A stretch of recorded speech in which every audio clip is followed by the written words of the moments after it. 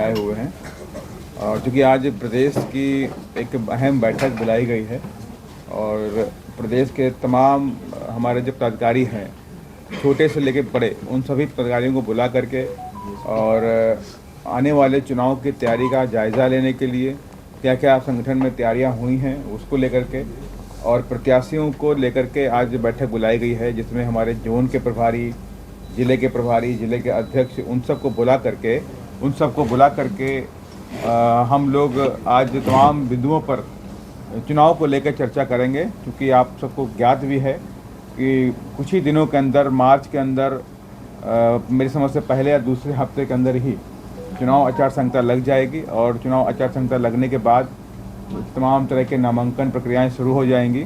तो उसको लेकर के आज हमारी जो पार्टी के जो वरिष्ठ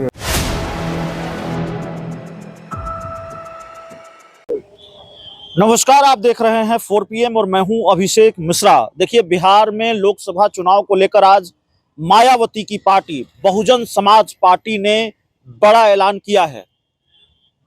एक उम्मीदवार के नाम का ऐलान किया है, ताबड़तोड़ बैठकें चल रही हैं और मायावती की पार्टी की तरफ से जो नेता इस बैठक की अगुवाई कर रहे हैं, उन्होंने आज ये जानकारी दी है कि मायावती की पार्टी यानी बहुजन समाज पार्टी अगले एक सप्ताह के अंदर बिहार में अपने सभी उम्मीदवारों के नाम का ऐलान कर सकती है। मायावती की पार्टी बहुजन समाज पार्टी ने बक्सर सीट से अपनी पार्टी के प्रदेश अध्यक्ष अनिल कुमार को उम्मीदवार बनाया है। दरअसल रामजी गौतम जो राज्यसभा सांसद हैं बीएसपी के, उन्होंने आज एक प्रेस कॉन्फ्रेंस में बताया, पटना में एक प्रेस कॉन्फ्रेंस आयोजित थी और उसमें उन्होंने बताया कि हमारी पार्टी की परंपरा है कि पहले जिनको प्रत्याशी बनाया जाता है वो प्रत्याशी भी होते हैं और उस इलाके के प्रभारी भी होते हैं। तो अनिल कुमार को प्रभारी बनाया गया है बक्सर लोकसभा सीट का और फिर वो प्रत्याशी भी होंगे बक्सर लोकसभा सीट से। तो अनिल कुमार पहला नाम सामने आ गया है बीएसपी की तरफ से और इसके साथ ही बीएसपी ने आज ऐलान कर दिया है कि वो बिहार की सभी 40 लोकसभा सीटों पर अपने उम्मीदवार उतारेगी, अकेले चुनाव लड़ेगी और सभी 40 लोकसभा सीटों पर लड़ेगी।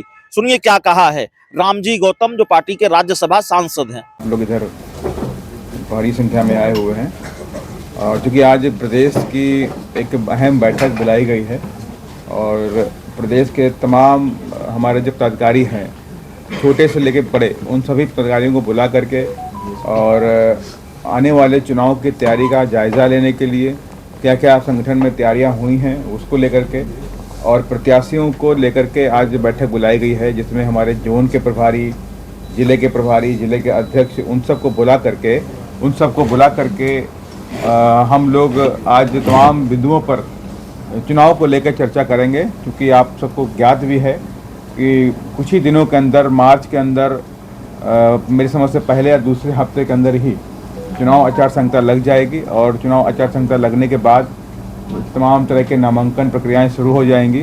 तो उसको लेकर के आज हमारी जो पार्टी के जो वरिष्ठ कार्यकर्ता हैं, वरिष्ठ के हमारे जो पार्टी के नेतागण हैं, उनके साथ बैठक हो रही है और अब ये बैठक शुरू हो गई, रात तक चलेगी।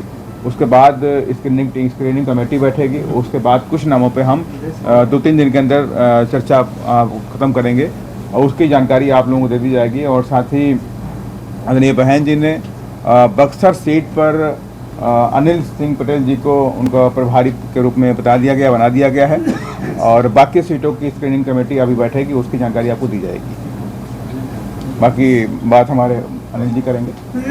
बाकी के और कितने सीट पर बीएसपी कंटेस्ट करने की? हाँ, ये सवाल कई जगहों से बार आता है, तो मैं आपको बताना चाहता हूँ कि बहुजन समाज पार्टी बिहार की 40 की 40 सीटों पर पूरी ताकत के साथ में चुनाव लड़ने जा रही है और इस बार बिहार में बीएसपी भी अपना ताकत दिखाएगी और 100% आपको बहुजन समाज पार्टी के सांसद आपको दिखाई पड़े। यूपी में क्या कोलिशन आप लोग का बन रहा है सर? क्या समाजवादी पार्टी के साथ कुछ बात? नहीं, हमारा किसी के पार्टी के साथ में कोई कोलिशन नहीं है और आदरणीय बहन ने साफ कह दिया है कि उनका जो भी है वो दोनों, जो एनडीए हो चाहे महागठबंधन हो, ये दोनों बड़े बड़े धन्ना सेठों की कठपुतली बन के काम करती हैं। तो उनके साथ में हमारा किसी तरह का भी कोई भी गठबंधन नहीं है। हमारा जो गठबंधन है वो जनता के साथ में है। हम जनता के साथ में गठबंधन कर रहे हैं और जनता के बीच में जा रहे हैं और हमारे प्रदेश के तमाम पदाधिकारी ग्राउंड लेवल पर जाकर समाज को जोड़ने का भी काम कर रहे हैं। पोस्ट इलेक्शन को एलाइज कर सकती है क्या? पोस्ट इलेक्शन बीएसपी को एलाइज कर वो तो बात का फैक्टर है। हमारे जो राष्ट्रीय अध्यक्ष हैं आदरणीय बहन कुमारी मायावती जी, वो उनका सब्जेक्ट है, वो अपना काम करेंगे। इस पे हमारा लगातार बीएसपी क्यों छोड़ रहे हैं लोग? देखिए, बीएसपी को छोड़ने से बीएसपी को फर्क नहीं पड़ने वाला। बीएसपी में मैं आपको बताना चाहता हूँ कि बहुजन समाज पार्टी मिट्टी से माधव बनाने का काम करती है, और हम तो उनको मिट्टी से निकाल के लाते हैं, माधव बना देते हैं, और माधव बनने के बाद कहाँ भागना चाहते हैं, वापस मिट्टी मिलना चाहते हैं, कहाँ जाने उनकी ऊपर क्या है। लेकिन बीएसपी को कोई फर्क नहीं पड़ने वाला, और ये बीएसपी तो नेता बनाती है। गौतम जी, बिहार में जो राजनीति में है उसमें जातीय बोलबाला बहुत ज्यादा है, तो क्या आपकी पार्टी भी वो पूरे जातीय बोलबाले को, जातीय फैक्टर को देख के कैंडिडेट सिलेक्शन करेगी? बिल्कुल। हम लोग जो सामाजिक समीकरण होता है, सोशल इंजीनियरिंग जो होता है, मेन जो फैक्टर बोलते हैं सोशल इंजीनियरिंग हमारा मेन फैक्टर होगा। उसके साथ में हम जो जीतने वाले जो कैंडिडेट हैं उनको भी तराशने का काम करेंगे। हिना साहब का सुनने में आ रहा है कि हिना साहब का आपकी पार्टी से कांटेक्ट चल रहा है? नहीं, हमारा कोई कांटेक्ट हिना साहब से नहीं है। अनिल जी को प्रभारी बनाया गया या प्रत्याशी बनाया गया?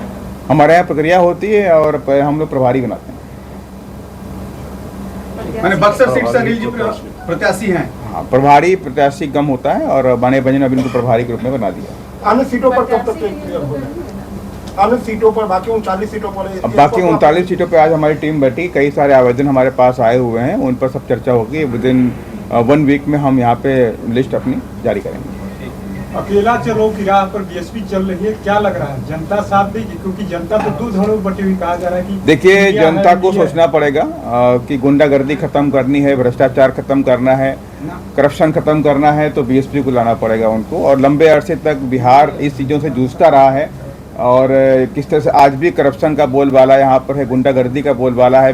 पटना के अंदर दिन दिहाड़े गोली मार दी जाती है, अधिकारियों को ठगा जाता है, तमाम तरह घटनाएं देखने को मिली है। कहीं पे दलित अधिकारी को पकड़ के कोई पीटता है, एमएलए पकड़ के पीट दे रहा है, ये सारी घटना है।